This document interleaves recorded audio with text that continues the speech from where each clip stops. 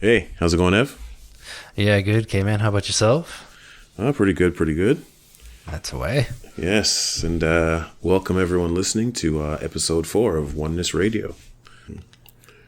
So last time we got into it, we kind of had an idea of what we were going to talk about with your ayahuasca experience and stuff, but this time we just decided to just jump into it and see what arises. Yeah. So, I guess lately what's been happening with me is, I had a message from, I guess, a family member, and it seemed like they were in a fairly dark place. And I guess what came up was how much it actually affected me. And despite the fact that, I may perceive myself as a spiritual person, right? And whatever that means. I guess there's a certain idea that as a spiritual person, you should be above feelings of like sadness, regret,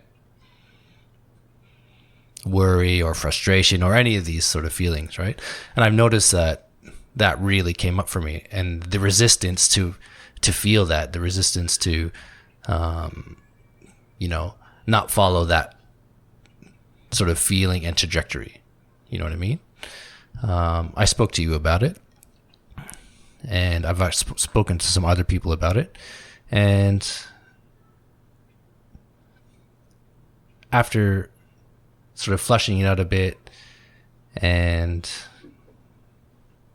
allowing myself to process that, I've come to the realization that, those sort of things are a natural process of the human being, and not to get bogged down in sort of the idea of being a certain way as a spiritual person. You know what I mean? I think that's where some people get caught on the spiritual path, that they have to be a certain way. They have to act a certain way in order to appear spiritual. You know what I mean? So I don't know if that ever sort of comes up for you or not,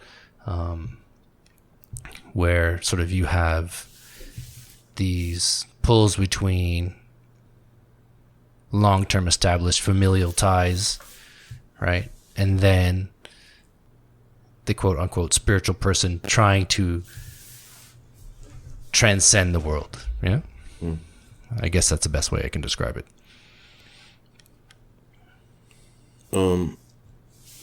Yeah, so let's unpack like what you were just talking about here, and make it useful, make it of service. Yeah. So you had this event happen, and it's dealing with a family member, and so it hits you emotionally, and Yes. it's caused a lot of perturbing thoughts to arise, right? Even might be a physical response. All these things are happening. So when we're talking about like quote unquote spiritual people and how we should do things and stuff, I don't know how to explain this, but that aspect of the expression of what spirituality is shouldn't be overlooked, because I think it's one of the, I don't know how to explain this, but it's one of the ways which you can kind of like get the whole thing started on your road to spirituality. So when something like this happens, right? That's the time. That's why it's called spiritual practice. It's practice time. Okay. So when we hit up a situation like this, and now we say, okay, now it's time to practice my spirituality. So it might be like,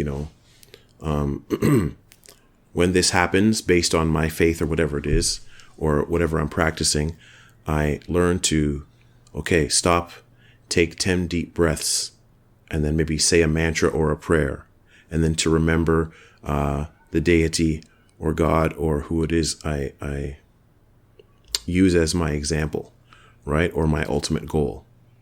And then to try to think of what they would do in this situation. And then try to think of how they would see the whole situation, loving both people involved or all involved in the situation equally, and wanting the best outcome for everybody, and seeing it from everyone's point of view all at once. What would something in that position do with the situation?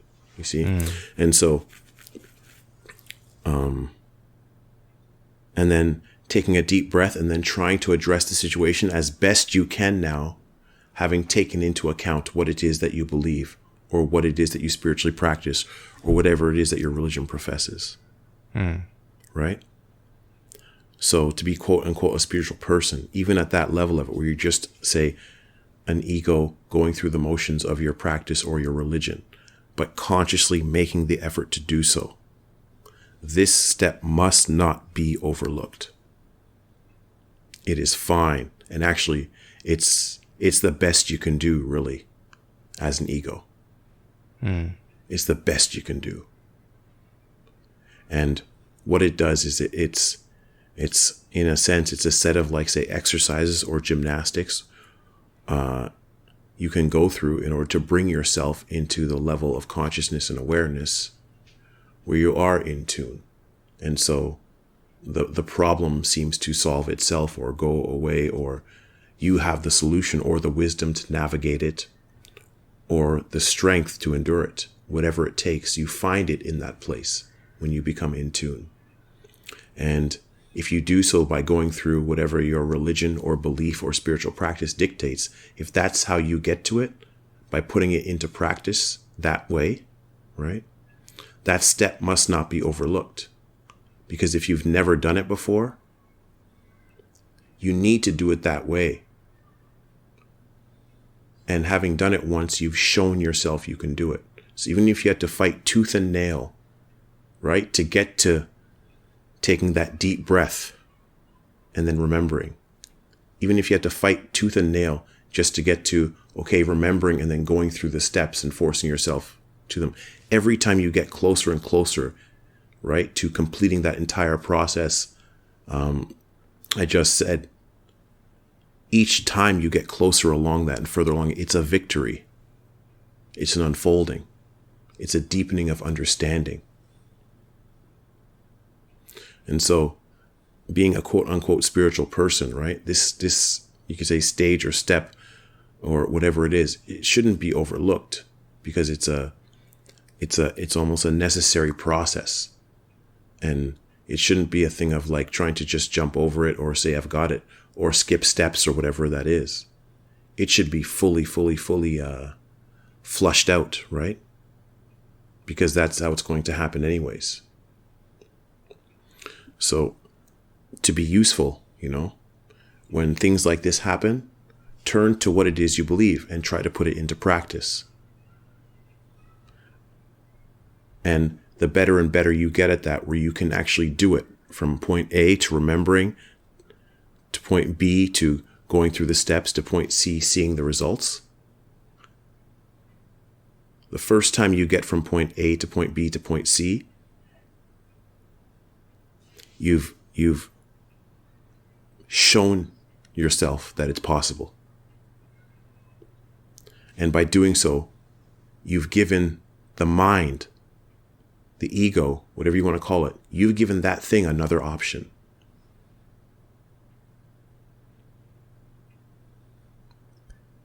You've given another dimension to yourself.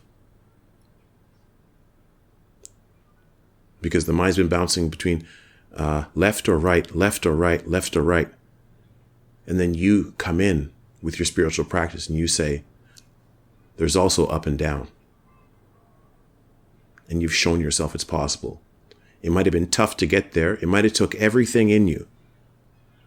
It might have took the best of you just to do it once. But once you did it, you know you can do it.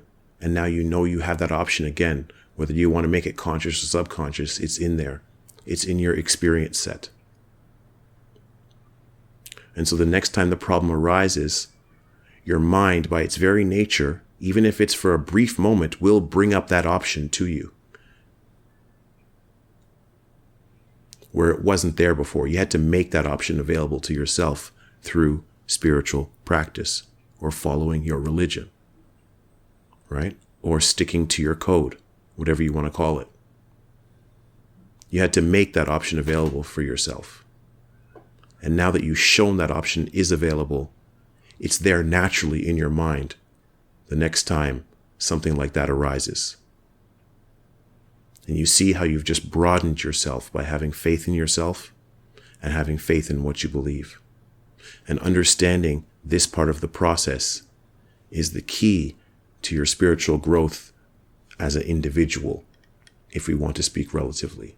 So to be useful, right? To take this and unpack it and be useful.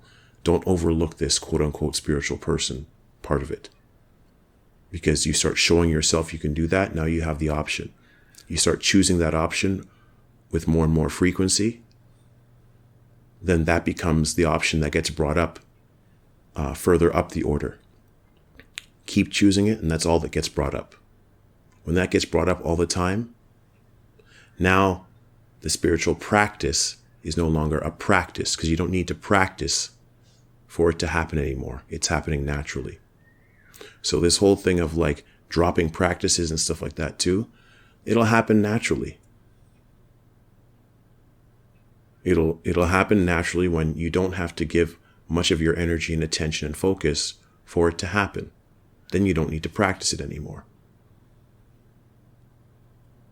And that'll happen naturally, not when you decide I've done so.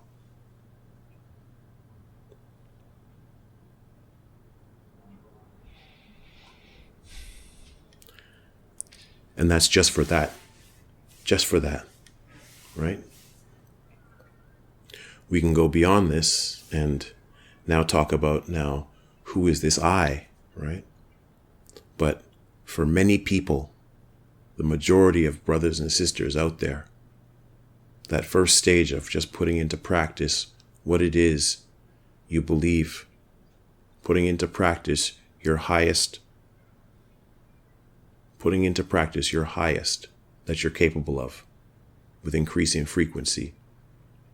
Whenever you can, showing yourself you have that option, right? That should not be overlooked. Okay. So in my case, so I basically follow what you're saying there. Yeah. And in this particular case, when I received this message, I hit a wall. I didn't know what to do, right? Because I have all these tools that I employ for, all sorts of things, all sorts of disturbances within myself. And I didn't know what to do. I was at a loss of really what to do in this case. And so I reached out to different people, yeah. And I guess there may be a point where you can't rely on who you think you are or what you're able to do. Yeah. Mm-hmm. All your tools may run out at some point, right? Which they did for me in this instance. So I found that allowing it to express, allowing the worry to express itself towards another individual, let's say,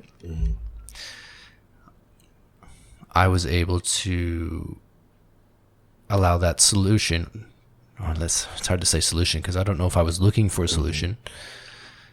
I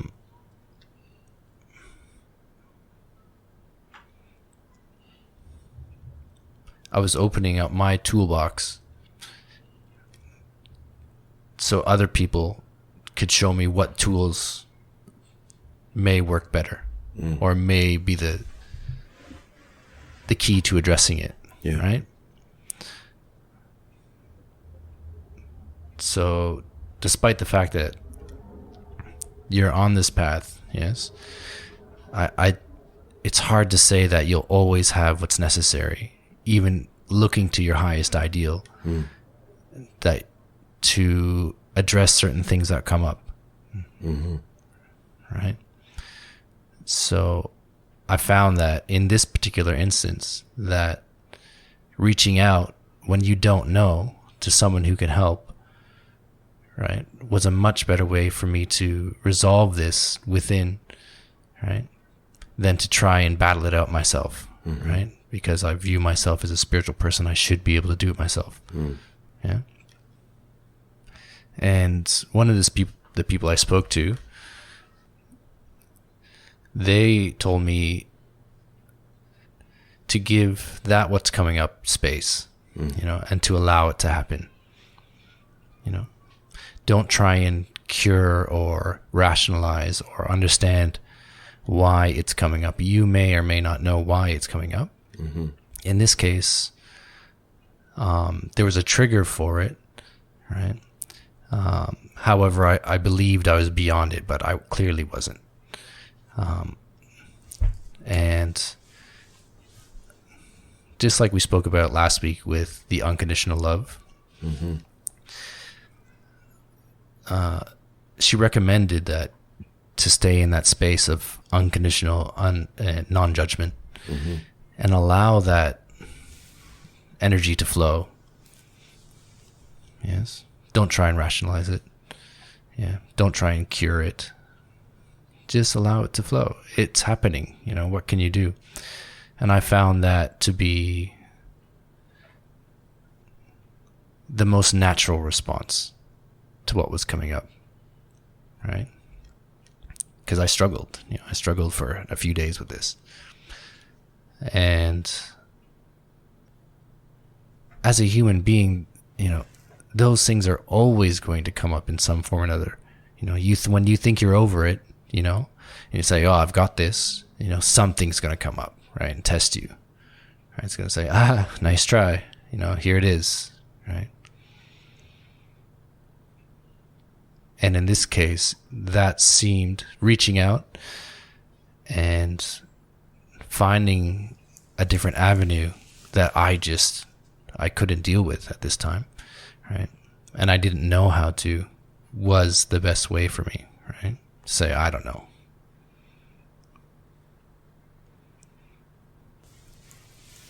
Yeah. That's definitely you expressed an option there, right? And it was talking about giving it a lot of space and just letting it be, right?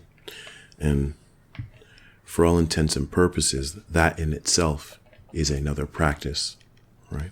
Yes.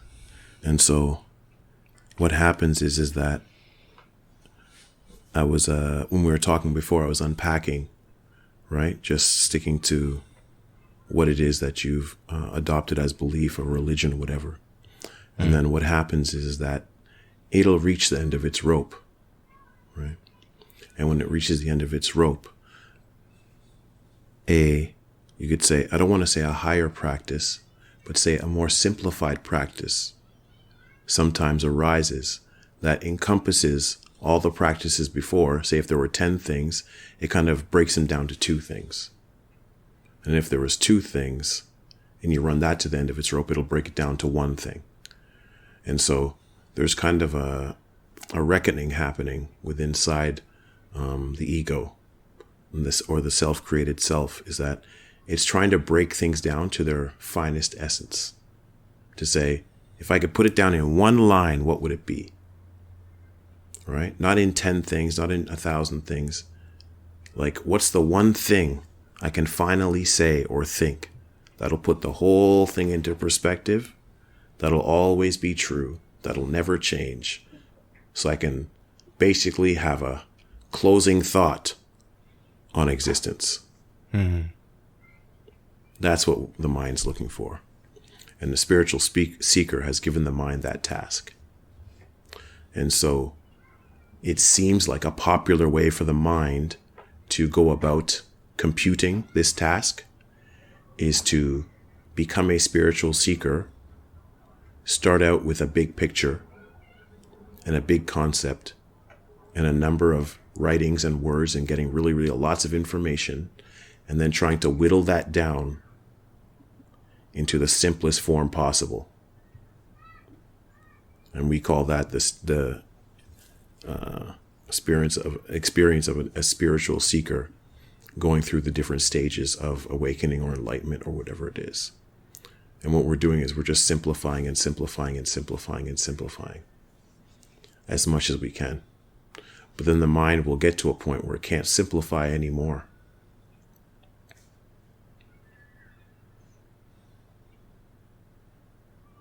It can't get any more simple.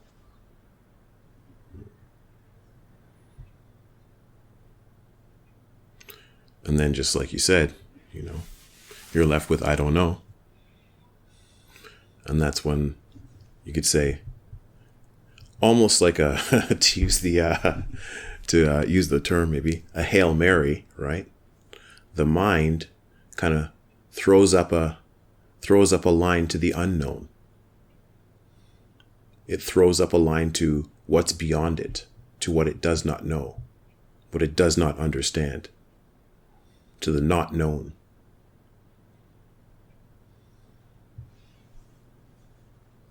You could say. So the mind gives itself over to the not known. So it goes outside of its own bounds.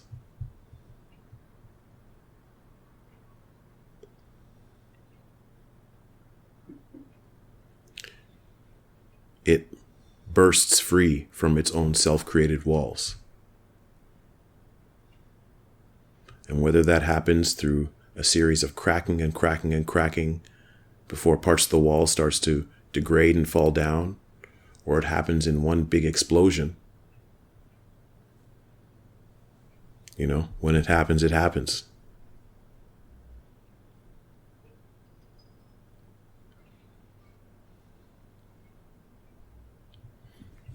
So, I would say to anyone out there, however you're getting into spirituality, or any kind of increasing of love, or any kind of,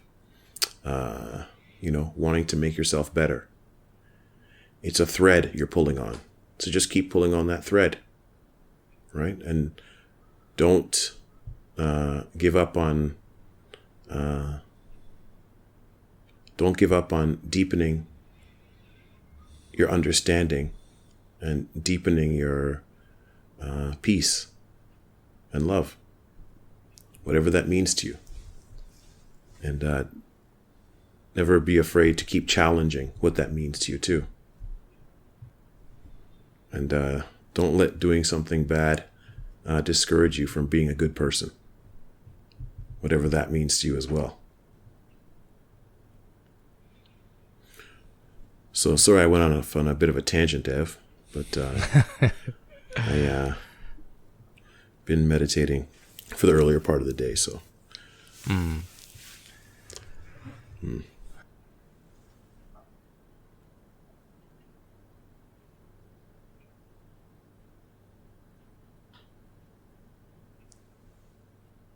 Shall we bring some attention back inside the walls for the purpose of verbal articulation, my friend?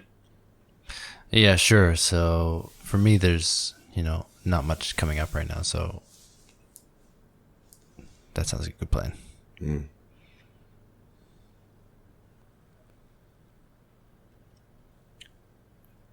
There's an Adam Sandler movie, I think it is.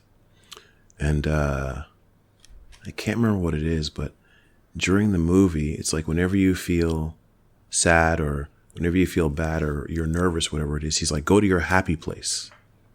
Oh, Happy Gilmore. Happy Gilmore. And he would just imagine his happy place, right? And so, like, I don't know, like when I saw that, I was like, oh yeah, let me test that out, right? When I watched it. And so at that time, I had an idea of a happy place, right? And at the age I watched it at, my happy place was full of like a whole bunch of material objects, right? And it's like, oh, I wanted to be on a beach somewhere, with my own like private bar and chef, and then, the girl of my dreams and, whatever, like a bunch of my buds just hanging out too. And you know what I mean? I had all these things that I wanted there, right? But I like this idea of a happy place, right? Where if you just picture it in your mind, you could go there and you could feel happy, for free, made out of nothing, really, besides your own thoughts. And so more recently, it's probably because of where I grew up, in a very in a climate with very long winters and cold winters, lots of snow. My happy place is sitting on a porch, right, overlooking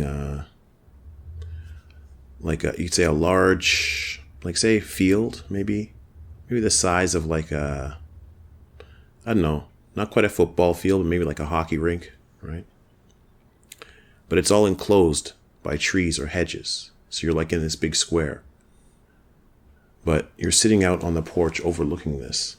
And it's kind of got a rolling hill to it. And it's just snowed the night before. A nice deep snow. And the sun has just come up. So it's kind of sparkling, and it gets that top layer of sparkling snow. So it kind of sparkles as the sun's coming up. Gets that way in the moonlight too, with twilight. And you're sitting on this porch, all wrapped up and bundled up in some nice quilted blankets. And also, you could see just on the snow, maybe a deer had gone by, or a rabbit. So a couple tracks here and there in the snow. But other than that, it's just like a virgin snowfall. And your breath is warm on that crisp, just after snow morning air. Or even if you're breathing in, you can kind of feel like the inside of your nostrils kind of just get that layer of frost when they breathe in. A little freezes up a little bit, whether from the moisture in the air. When you breathe in, it's very crisp too. And you've got a big mug of just hot chocolate that you brought outside with you. And you're sipping the hot chocolate just slowly, no rush, kind of keeps you warm. And you're savoring the sweetness of it, but also just getting lost in the scene before you as the sun rises over that virgin snow.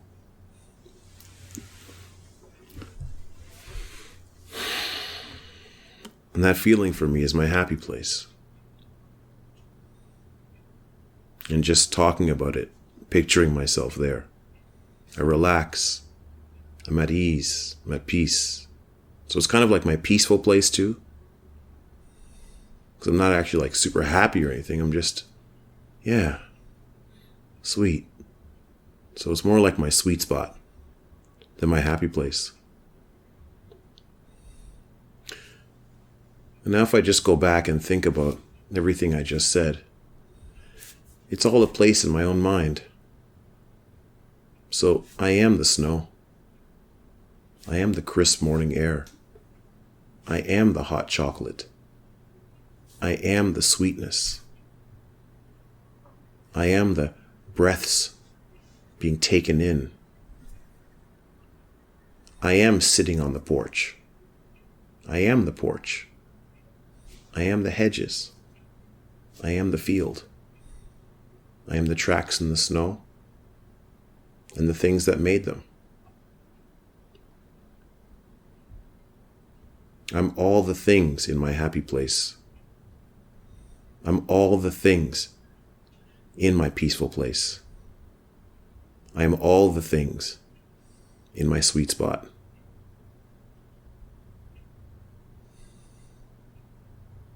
Including the happiness, the peace, and the sweetness.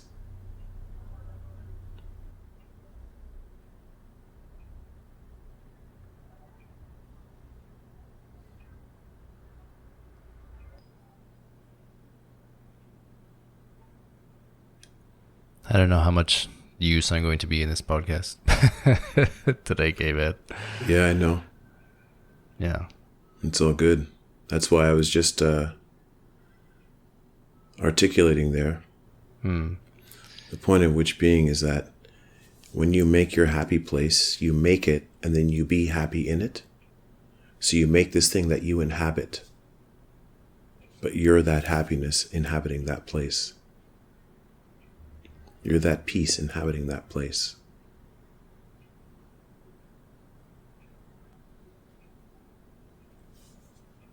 So don't think of the happy, peaceful, sweet place as that place where that happens. It's that because you inhabit it.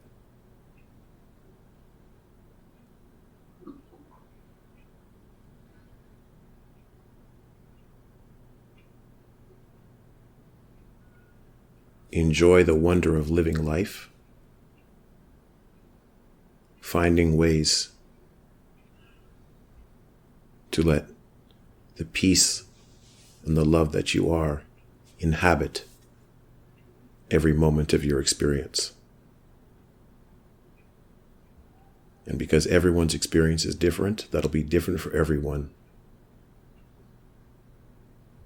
So how you do that ends up really being your own self-made spiritual path.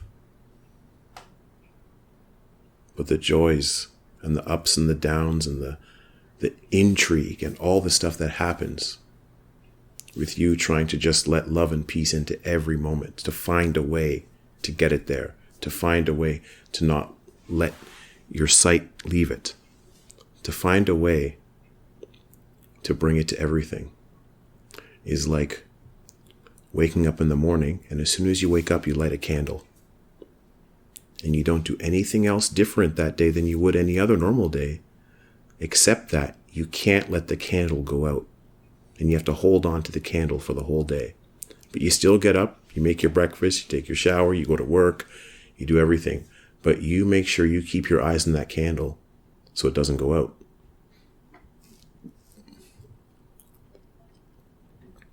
And the only way that candle can go out is if you take your eye off it, if you take your attention off it.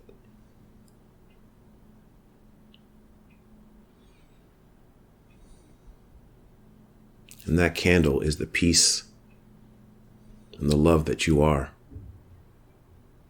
That sweet spot you find in meditation. That presence that inhabits your happy, peaceful place.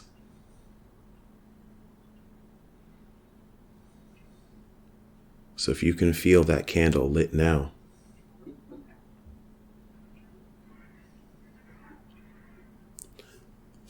think of experience as a kind of way in which you learn to hold and keep that candle lit no matter what's happening.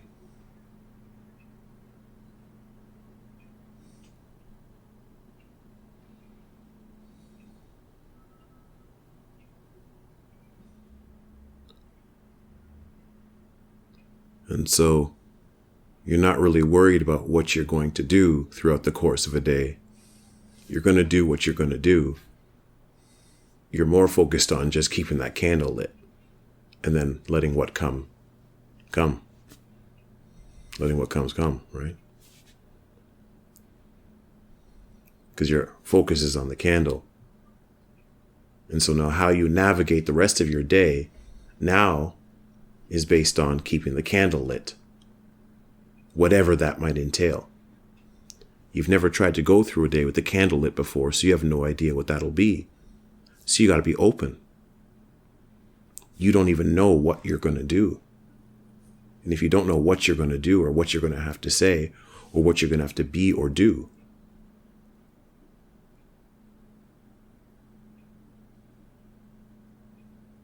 then you can't know what you are. You just got to be what you are.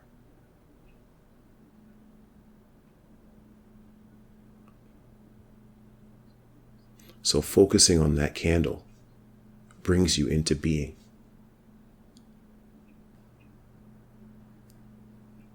So when you find a place, that sweet spot in meditation, that's your candle lit.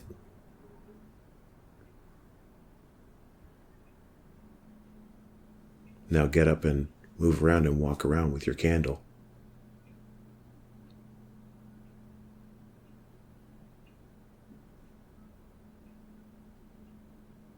And enjoy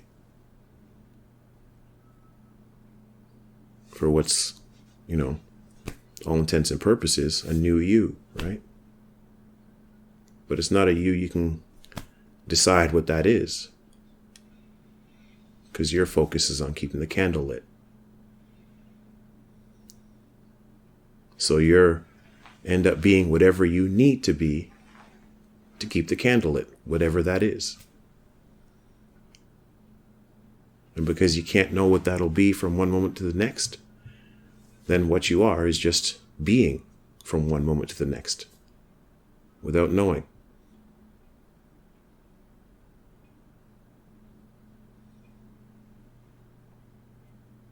So what can the light of one little candle do? It can do a lot.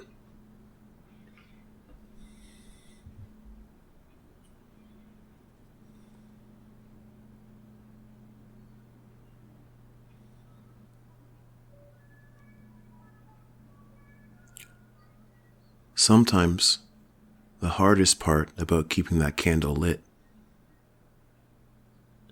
is keeping it lit when you're alone with your own thoughts.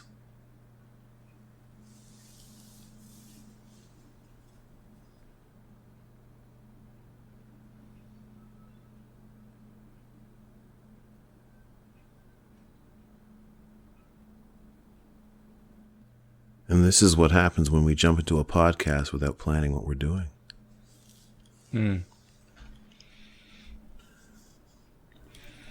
So should we, going forward, discuss what we're going to discuss? Well, I think a lot has been discussed. And I think we can mix it up. Sometimes we'll prearrange it, and sometimes we'll just go for it. But as for today's episode, I hope it was of service, and I hope some people were able to find the sweet spot. I'm good for today, buddy.